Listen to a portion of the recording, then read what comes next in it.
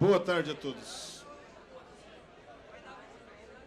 Vamos começar falando de um tema que parece trivial, todo mundo entende a importância, mas que certamente pode passar dias conversando e não vai ter um perfil ou um caminho a ser seguido. Então a gente ousou, vou sentar também, a gente ousou em mudar um pouco até a dinâmica que a gente tem com vocês aqui hoje, que em vez de tentar ficar discutindo sobre um processo que a gente chama de cultura, awareness, propósito, a gente vai tentar trocar um pouco de figurinha, de ideia sobre qual é a importância desse tema nas corporações, ou nas companhias de maneira geral. Mas antes de falar sobre cultura, eu trouxe alguns slides que tentam trazer um pouco da reflexão de por que a gente precisa trabalhar esse tema e quão forte, no caso, quão fraco é esse assunto, inovação, aqui no Brasil. E aí, antes de puxar a Adler para a conversa conosco, eu queria trazer três slides básicos para vocês. Primeira informação que eu gosto de trazer é a diferença entre invenção e inovação. A gente fala muito, poxa, precisamos inovar, inovação é importante, se a nossa empresa não inovar, a gente vai morrer. Mas a gente, às vezes, confunde o que de fato é uma inovação no nosso dia a dia, e existem diversos mecanismos para se identificar isso. Mas tem uma palavra antes de inovação, que é invenção, que a gente costuma negligenciar. Por que eu falo isso? Se a gente olhar ao quanto que, por exemplo, universidade, geração de conhecimento, é importante no dia a dia das nossas empresas, aqui no Brasil, a gente percebe que tem algo a ser feito. Então, lá no canto da foto, que é uma imagem de uma biblioteca no Japão, e diferente um pouco do que a gente vê aqui no Brasil, no Japão, Europa, Ásia, enfim, nas diferentes regiões, o conhecimento, a geração do conhecimento está muito próximo do nosso dia a dia. E aí, se vocês olharem essa tabelinha aqui no canto, vocês percebem o quanto que demora por uma invenção atingir de fato a sociedade. Porque inovação nada mais é que explorar comercialmente aquilo que foi inventado, ou seja, trazer algo que traga um benefício direto para a sociedade através de algo que foi desenvolvido ali atrás. Então, se pegar uma bateria, se pegar o zíper, pegar o nylon, helicóptero, N exemplos, a gente sempre tem uma distância grande do que é, de fato, a inovação que a gente vive hoje. Aí o pessoal fala, não, Guilherme, mas isso é antigamente, hoje em dia não é mais assim. Aí eu falo, é verdade. Hoje em dia a nossa tecnologia emergente é carro elétrico, que foi desenvolvido antes do carro a combustão. A tecnologia da moda hoje é a bateria, que foi desenvolvida em 1800 por Thomas Edison.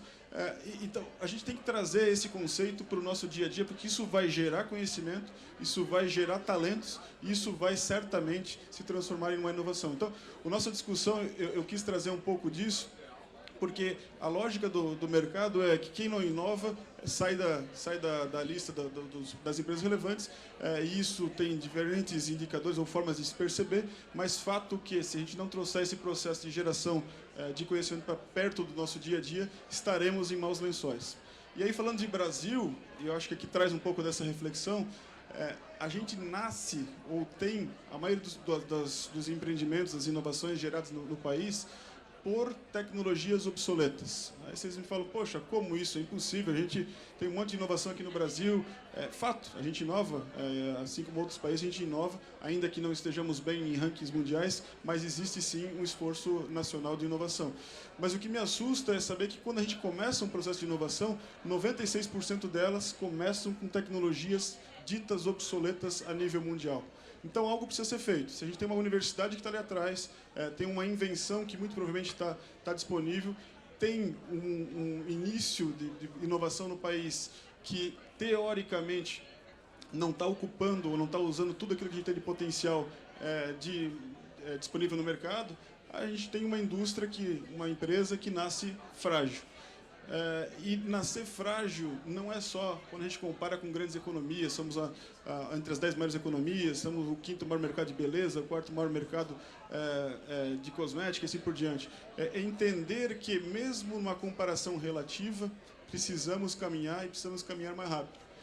E eu acho que essa introdução toda traz um pouco, e aí é o ponto que eu queria explorar um pouco com a Adler aqui comigo, qual é a importância de fato para a cultura e como que cultura e inovação precisam necessariamente caminhar juntos para que a gente tenha uma transformação mínima necessária para que sejamos competitivos enquanto empresa, enquanto conselhos de administração e assim por diante. Porque senão a gente vai ter certamente, no mínimo, uma ineficiência desse processo. Dito isso, aí eu queria passar para Adler, contextualizar um pouquinho de conselho e cultura. E a gente vai fazer um pouco com vocês uma troca de ideias e experiências em cima do tema, mais do que efetivamente um monólogo que a princípio seria. Então, boa tarde a todos, obrigada pela presença. Falar de cultura, awareness e inovação é uma coisa bastante desafiadora. Quando você fala em cultura, como que ela se constrói, é o DNA da empresa. A maioria das empresas são de origem familiar, então muitas vezes o DNA da empresa tem a ver com o DNA, a dinâmica daquela família. E como que você muda isso, né? Ou, na verdade, como que você renova isso? Como que você traz uma mentalidade de inovação acompanhando aquele DNA? Porque aquele DNA é aquela cultura que sustenta aquela empresa. Então, quando qualquer palestra, a gente está assistindo aqui uma série de coisas, ano passado, todos esses eventos que falam de inovação, falam qual é o principal gap que tem, qual é o principal desafio. Aí vem a palavra mindset. Mindset é a cultura. Quer dizer, é a maneira como aquelas pessoas pensam e a dificuldade que elas têm em encontrar justamente uma nova forma de fazer as coisas, né? E o ser humano, ele tem as questões de resistência mesmo ao novo. Por mais que tenha um lado de curiosidade, a minoria dos seres humanos se sentem bem com essa questão de estar num mundo VUCA, né? No ambiente VUCA. Então, instabilidade, não sei o que vai acontecer, dizer que não sei, desaprender e questionar, viver num mundo onde você agora está indo para o lado de colaboração, quer dizer, é completamente diferente. Então, esse mindset é extremamente desafiador quando você fala num ambiente do conselho, onde são pessoas que construíram já um saber, já tem toda uma trajetória, e aí estão num mundo agora que isso tudo está sendo questionado. Então, de um lado, até falam, é verdade, a gente precisa inovar, precisamos atuar de uma forma diferente. E quando você vai ver, continuam questionando de uma forma igual, né? Então, também não chegam a uma grande inovação. É um desafio muito grande, talvez o maior desafio nesse mundo da inovação, não é a startup, porque aí, de fato, são novos que começam algo juntos. Mas é justamente as empresas que já estão há um belo tempo e elas pensarem como é que elas vão inovar dentro da empresa ou através de parcerias. Então, esse talvez é um desafio bem maior para os conselhos, porque são empresas que já estão navegando há um bom tempo, de uma certa forma, num trilho. E esse trilho está sendo bombardeado, né? Deixa eu pegar teu ponto de... A gente não combinou nada, tá? Isso aqui não é um jogral, não é pergunta que um levanta e outro responde. Eu acho que a ideia de verdade é trocar a ideia com vocês e trazer essa discussão para a mesa. Quando você fala de DNA inovador, me vem muito DNA da empresa, a importância de ter esse DNA em inovação na empresa, vem muito do perfil do DNA do inovador. E aí tem vários estudos sobre isso, mas um que eu gosto bastante fala que 1/3 da nossa vontade, nossa ação de inovação, 1/3 talvez seja genético ou que tenha um conhecimento específico que aquela pessoa tem, e 2/3 é processo. E esse processo é muito de que maneira você interage com o meio e como que você constrói esse ambiente que, de fato, torna, seja o DNA da companhia, seja o processo de inovação mais fluido. E aí tem alguns autores e pessoas de relevância que eu gosto. Por exemplo, quando a gente fala de Steve Jobs, ele fala na criatividade connecting the dots, que aí tem a ver com essa questão do DNA. Quando a gente fala de um Peter Drucker que diz que o mais importante que ter a resposta é saber a pergunta, conecta muito com essa discussão de conselho. como que um conselho de administração, como que nós, desempenhando um papel na governança corporativa, precisamos entender que, se nós não buscarmos, seja o CEO mais adequado para aquela operação, para aquele perfil que a gente está vivendo, seja fomentar a cultura de inovação ou os processos que, de alguma maneira, formalizem ou tragam essa discussão para o dia a dia da companhia, certamente teremos problema não só no médio e longo prazo, mas também no curto, porque inovação passa também pela competitividade de curto prazo. Um outro desafio é a questão da cultura de inovação, que é o errar, né? E aí você, assim, dependendo da cultura, você tem culturas onde o erro significa suicídio. Então, assim, é bem complicado você falar, não, aqui agora o momento é da gente errar e faz parte porque a gente aprende com isso. Então, você está falando de cultura de um país, você está falando cultura daquela organização específica, os sócios daquela organização, o que eles passam para frente, o que é permitido, o que não é permitido, e o que de fato é praticado, porque uma coisa é falar, outra coisa realmente é a prática, né? A gente teve em Israel, na jornada técnica, né, em junho, e ali as entrevistas são quais foram os seus últimos erros, né? E por mais que você fala, bom, mas nas entrevistas aqui a gente também sempre pergunta, né, quais foram suas fragilidades, etc. Mas lá é focado, quer dizer, quase que um currículo em cima disso para entender quais foram os aprendizados. As pessoas lá têm 1, 2, 3 startups, porque é serial killer, né? Elas continuam, né? Elas já crescem, quer dizer, as mães ali já dão um incentivo para faça aí o seu negócio, né? Vai fazer alguma coisa nesse mundo de impacto, né? Então, é uma coisa cultural. Seja que isso foi por sobrevivência, né, num dado momento, mas é o que é regado, né? E é regado isso continuamente. Então, você fazer essa mudança, de fato, é muito difícil você fazer uma mudança cultural com o mesmo mindset. E às vezes você mudar o mindset é muito difícil. Uma das coisas que ajuda é você dar uma chacoalhada, trazendo pessoas que vão trazer esse chacoalho, né?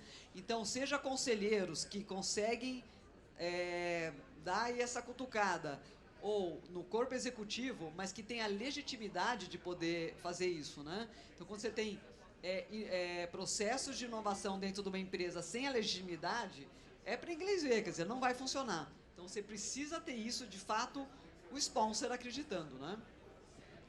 Eu acho legal que você colocou Israel na mesa. Teve uma palestra, acho que no Big Four, que falava que acho que é Thomas Edison, uma frase, que eu não errei 10 mil vezes, eu só achei 10 mil formas de não fazer aquilo.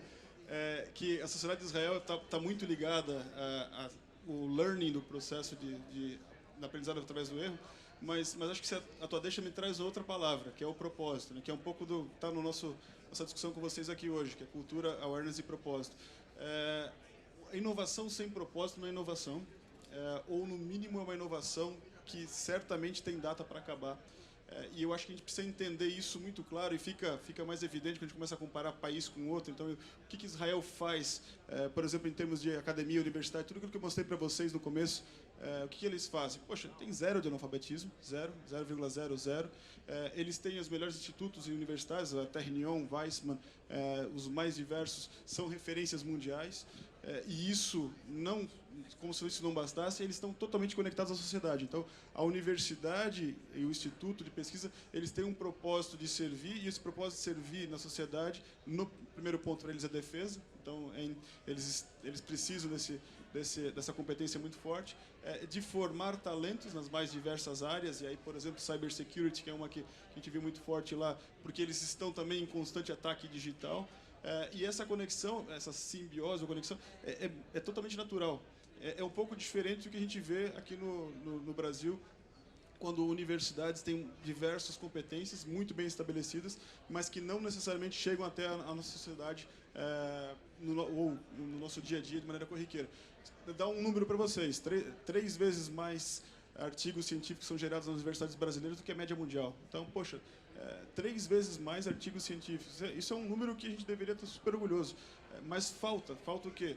3 vezes mais são gerados e impacto à sociedade através de publicações anexadas ou de patentes geradas ou conhecimentos de empresas, startups gerados a partir daquilo. Então, essa fronteira é um pouco do que a gente precisa buscar. E aí a palavra propósito, acho que cabe muito nessa discussão, seja para o âmbito privado, empresa, seja para nível nação, que certamente Israel e as empresas que lá estão estabelecidas mostram isso muito claro desde o início. Eu acho um outro ponto também interessante de fazer, que aí junta inovação, propósito e cultura, é o foco na solução. Porque inovação, quando você diz tem um propósito, quer dizer, você não tem algo é necessário, como podemos resolver. E aí vem a inovação. Então, quando fala inovação, quer dizer, não é a torto de nada, né? Quer dizer, existe um espaço para alguma coisa, para alguma melhoria, para alguma questão. Então, e aí o foco que se dá nisso, versus ficar pedindo bênção, versus burocracia, versus as 400 dificuldades que tem, pontes que você precisa fazer para aquilo acontecer.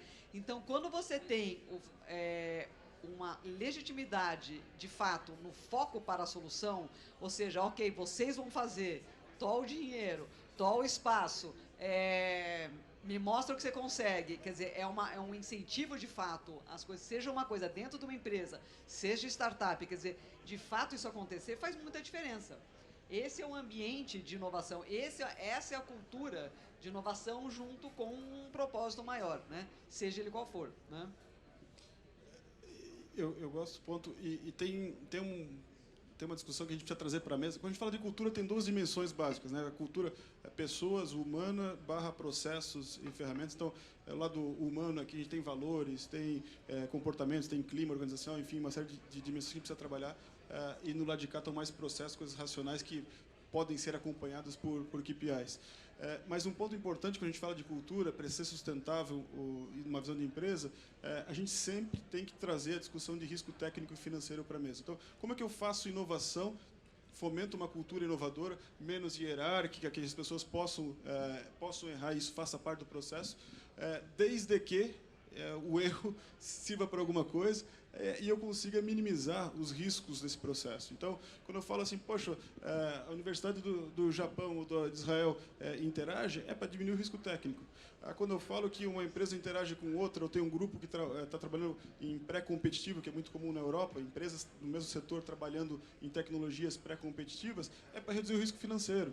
Então, fomentar uma cultura de inovação, trazer uma discussão para a mesa a nível nacional ou dentro de uma empresa, pelo Conselho de Administração, ele tem que necessariamente entender que esse processo só vai ser sustentável se eu conseguir reduzir minimamente o risco financeiro, então achando uma forma nesse sentido, ou o risco técnico, trazendo para a mesa algum tipo de cooperação que possa minimizar essa questão também. É interessante talvez saber um pouquinho, né, abrir um pouco, não sei se vocês querem falar um pouco mais de conselho e como é que essa questão é vista pelo conselho ou a transformação, como que o conselho olha para essa questão nas organizações. Talvez a gente pudesse colocar para ver se também alguém gostaria de interagir, perguntar.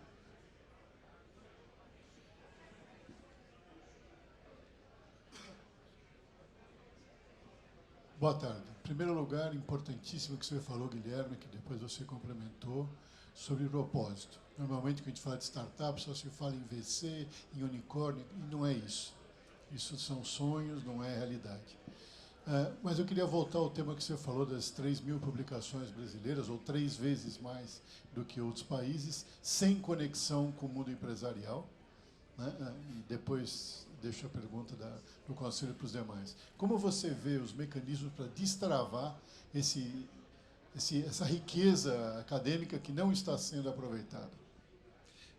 É fantástica a pergunta, porque 3 vezes mais, né? 3.000 é 3 vezes mais do que a média mundial. E é como se a gente quisesse aprender a fazer algo negligenciando etapas básicas do processo.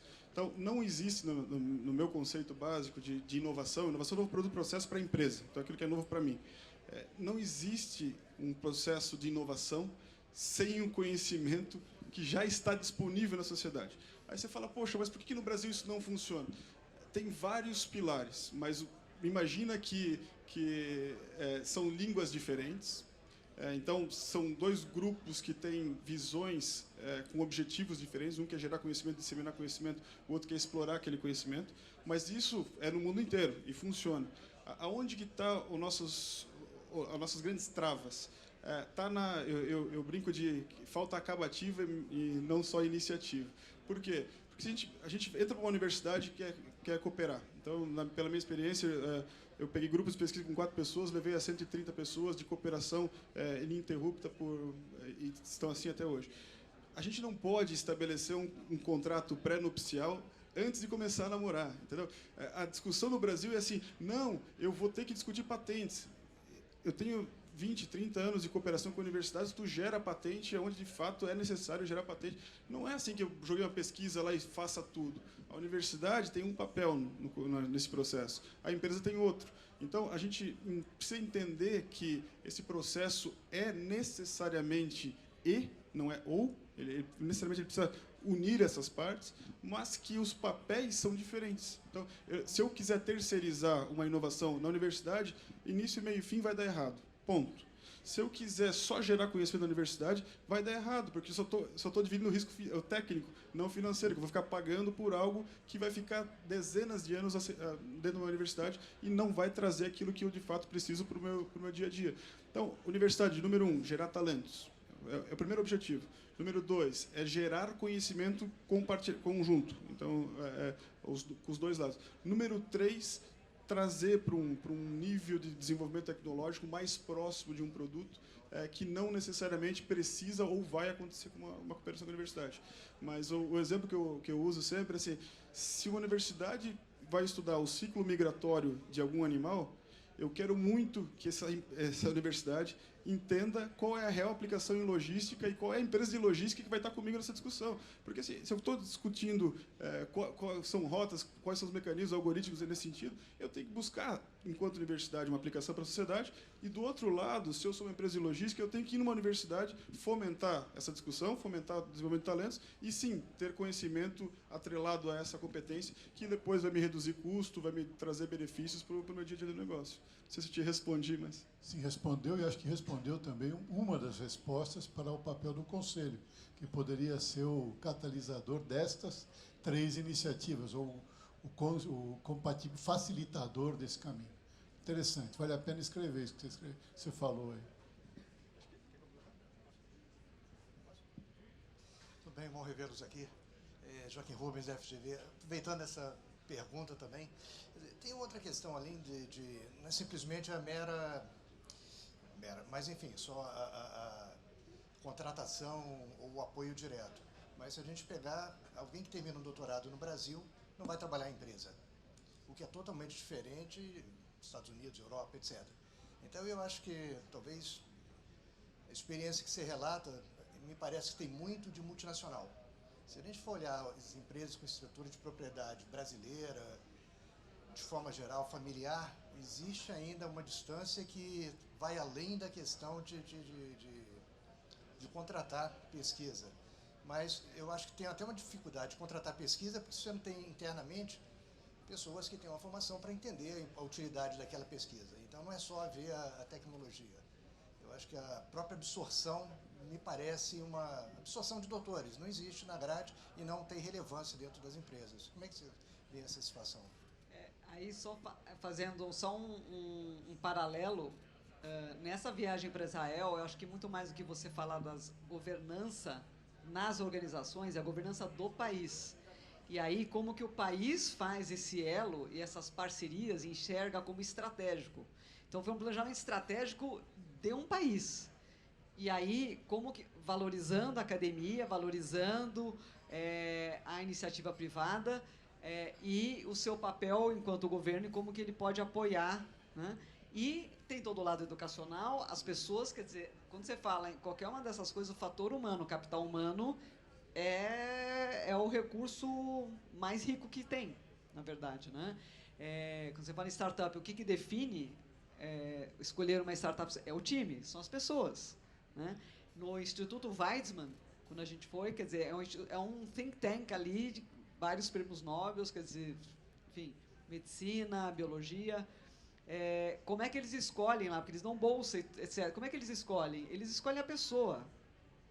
E assim, e vão acompanhando o projeto daquela pessoa. Você fala, mas não tem cobrança, resultado? Não tem. Ele vai acompanhando, quer dizer, não é você fica lá fazendo qualquer coisa.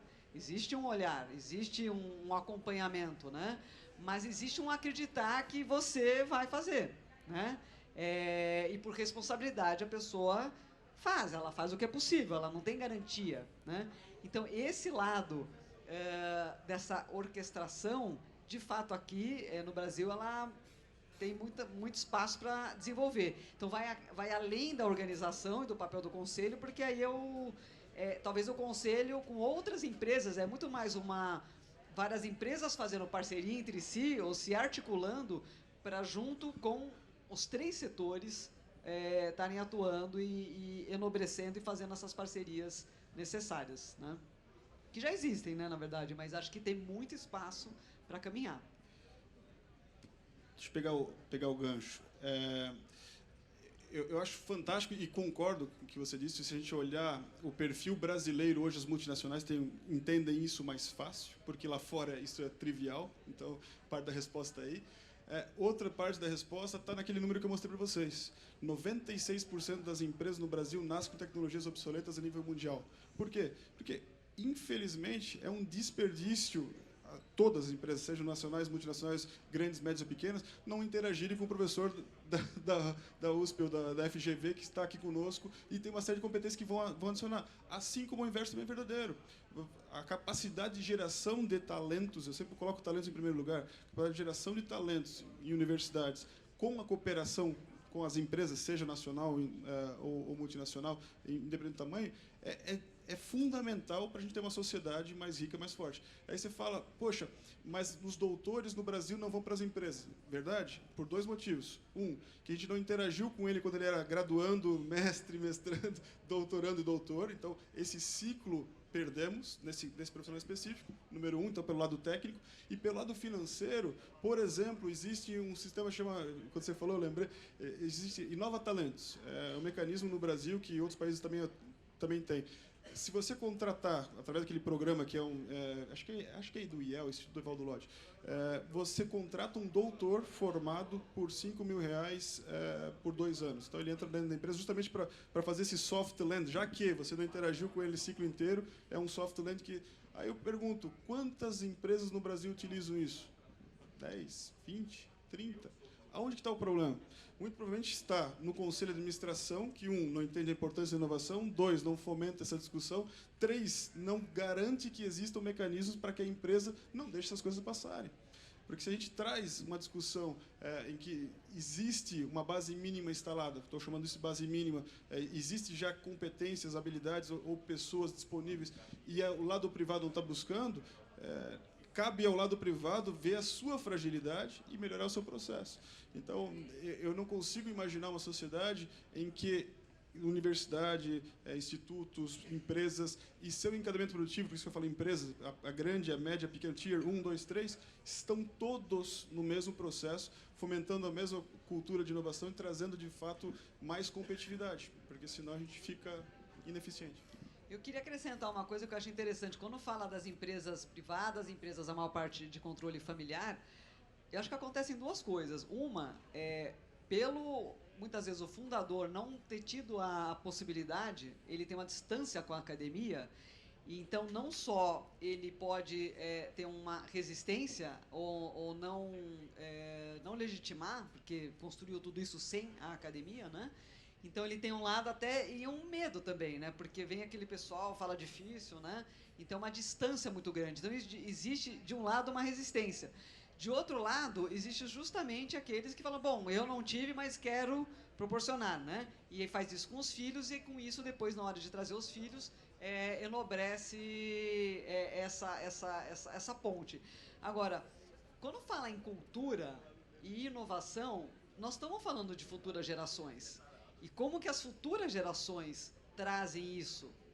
E então o espaço aqui existe muitas empresas e aí, de controle familiar, onde os filhos estão ou dentro da empresa ou no paralelo, criando uma série de coisas e eles enxergam. e eles tiverem essa oportunidade, e eles não têm essa resistência, ao contrário, eles podem estar vendo uma resistência dentro da sua empresa familiar e encontram um caminho, seja dentro, ou seja, vou chamar no paralelo, seja algo a ver com aquele negócio ou nada a ver, mas que depois vai ser observado, muitas vezes. Então, assim, é quase que um dever dessa futura geração fazer esse caminho, que na verdade é muito mais fácil do que você, não vou falar jogar fora, mas desaprender para uma geração mais sênior é muito mais difícil fazer isso. A geração mais nova ela tem uma facilidade muito maior de empurrar isso, de acotovelar e fazer isso acontecer.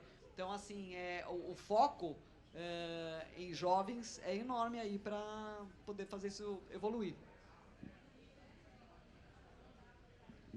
Leandro, deixa eu trazer um tema que é um pouco paralelo a isso, mas eu acho que está muito mais próximo do que parece. Você falou algo que eu concordo plenamente, que você falou que o problema é a gente ficar queimando etapa dentro de um processo, né? Mas você fala muito em colaboração. O quanto que as empresas elas estão preparadas, e o tema é competição, né? Hoje, as empresas no Brasil, elas olham o tema competição, é sempre um querendo matar o outro. E será que não tem algo no meio do caminho que é a competição para você conseguir vencer a barreira da inovação, para aí você chegar a uma competição de fato? Então, a gente fica querendo pensar em inovação como já estão economias com mercados, com empresas num nível de independência muito grande, que já competem entre si em outra escala. Não tem algo no meio do caminho que a gente tem que aprender, os conselhos têm que aprender a permitir uma competição num nível diferente? Sim, você está coberto de razão. Inovar sempre tem um risco, mas o risco maior sempre vai ser não inovar. Ponto. Isso é a primeira coisa. Segunda coisa que o lado humano, fomento, comportamento, clima, tudo, é algo que precisamos trabalhar. Mas quando a gente fala de processo, e aí pegando o teu ponto, existem técnicas e existem processos estabelecidos, por exemplo, esse que você comentou, e olhando pré-competitivo, que é adotado em diferentes regiões como algo mandatório. Então, dificilmente você vai, por exemplo, na Alemanha, desenvolver um novo componente de espuma para um banco de um carro sem ser um trabalho pré-competitivo. Dificilmente você vai fazer algo que é um compósito hidrofóbico ou qualquer algo que vai ser aplicado no seu motor do carro sem ser pré-competitivo. Porque você tem competências que são básicas, tem competências que são transversais e core. Quando for algo core, que é de fato aquilo que me traz o diferencial competitivo, sim, eu tenho que trazer para perto. Ainda assim, eu posso trabalhar com universidade, fazer uma série de outras coisas, mas tu não pode achar que eu inovar é caro, porque pode não ser, pode ser de graça muitas vezes, ou que se eu inovar, eu vou fazer isso sozinho. Pode fazer, se tu tiver 200 anos para fazer, tu pode fazer. Se não, usa assim, encadeamento produtivo ou pré-competitivo. Então, encadeamento produtivo é assim, se eu sou uma empresa grande, eu vou buscar o segundo e o terceiro elo. Se eu sou uma empresa pequena, eu vou bater na porta para frente. O que é uma startup? Né? O pessoal fica bravo comigo, que eu sempre falo isso. O que é uma startup?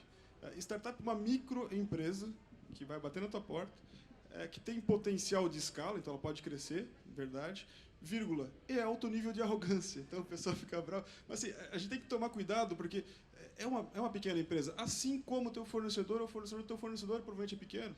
E ele já está na sua cadeia produtiva. Então, é extremamente importante usar essa conexão de uma cadeia em comum para fomentar uma discussão, seja pré-competitiva ou do encadeamento, enfim, usando as mais diversas. Mas você está coberto de razão. Acho que não dividir o risco financeiro é falta de sustentabilidade do processo. Não dividir o risco técnico é falta de sustentabilidade do processo. Aí, uma cultura de inovação, ela não vai conseguir permear de fato na empresa, porque daí você não está walk the talk, né? Você não está fazendo o que você fala. Não, vamos correr risco. Vamos correr risco para ficar rasgando dinheiro eternamente? Desculpa, não existe. Correr risco no processo, desde que esteja fundamentado e minimizado nas alavancas. Aí. Você falou entre empresas, né? Entre empresas, mas tem até mais micros dentro da empresa, porque aí você tem entre departamentos, né? E agora, assim, por projetos, quer dizer, você fazer multidisciplinar dentro da empresa. Isso também tem sua resistência e também está já acontecendo, mas também tem um espaço também para crescer, e mesmo dentro da empresa, fazer projetos multidisciplinar, onde, não, mas o meu funcionário vai com o seu funcionário e vai fazer falta, enfim, né? Já é uma mudança, né, na estrutura, na hierarquia, em como é que eu vou ver resultado, e como é que eu vou fazer o remuneration, etc., né? Compensation. Então, assim, tudo isso, além disso, você tem com parceiros, com outras empresas, né? Aquela equipe, né? Então, isso está acontecendo, tem algumas empresas que já estão bem avançadas e outras que estão testando esse modelo, né? Mas não deixa de ser novo, e tem muito ainda. Mesmo dentro do conselho, eu achei muito interessante a proposta, né? Quer dizer, o conselho ele é um colegiado, ele deve decidir em conjunto, ele deve debater ideias e tomar uma decisão para o bem daquela empresa, não é isso? Para o bem daquela empresa, para o bem da sociedade, né? O impacto que aquelas decisões vão trazer. Então, aquele equipe, aquele colegiado, mal se conhece. Então, assim, eu achei muito interessante, porque existe essa abertura para eu saber, né, o que não está no LinkedIn sobre o Guilherme, meu participante aqui junto, colega de conselho. Então, as pessoas não se conhecem. Como é que é uma dinâmica, como é que as pessoas tomam uma decisão em conjunto, aonde estão ou pisando em ovos, ou já vou só esperar porque eu já vou falar o contra aqui, a posição do outro. Quer dizer, hoje, se você fala, então, de capital humano, de fator humano, no fórum, que é o mais importante em termos de tomada de decisão da organização, e não tem essa dinâmica. Você não tem um processo de inovação nas relações humanas dentro do conselho. A avaliação de conselho, que já se fala há anos, ainda é incipiente. Ele vem crescendo, mas ainda é incipiente, porque a exposição é grande. Então, você, no máximo, vai fazer a avaliação do colegiado. E é muita resistência de, não, mas nós não podemos falar um do outro, né? Então, isso no conselho. E aí você quer que as pessoas colaborem, e você não colabora como conselheiro. Então, é muito interessante. A gente tem que entender que é um processo de amadurecimento. Às vezes vai vir a forceps e às vezes vai demorar, enfim, 10, 15 anos para de fato acontecer. Mas tem que ter uns disruptors aí, né? Tem mais algum? Deixa eu pegar o teu ponto. Se a gente fala inovação, e está na moda a palavra inovação, mas eu acho que a palavra inovação ela não caracteriza bem o que de fato a gente está buscando aqui. A gente está discutindo muito a competitividade. Então, como ser mais competitivo no meu negócio, como trazer valor e conseguir remunerar o meu capital, ou a minha iniciativa dentro dessa discussão. Troca um pouco a palavra inovação por competitividade e troque um pouco um conselheiro de inovação por um conselho com diversidade. Diversidade é diferente de inovação. E aí eu acho que um pouco do que a gente está discutindo aqui, que a gente viu hoje de manhã, acontece, e usando a frase da Tânia de hoje de manhã, é um processo, e essa mudança tem que ser através de um processo, não através de um evento. Então, a mudança não vai acontecer por um espaço, por uma ação específica, e sim um processo ser estabelecido, seja com inovação, seja com competências de diversidade, mas ele precisa necessariamente acontecer, e isso que traz mais competitividade para o negócio. Acho que o meu tempo estourou, eu já agradeço. Passar para lá. Obrigada, né, gente? Porque acho que a gente recebeu o nosso... né? Então, que continuamos fazendo aí com propósito, cultura, que a gente continue nessa jornada. Obrigada. Obrigado.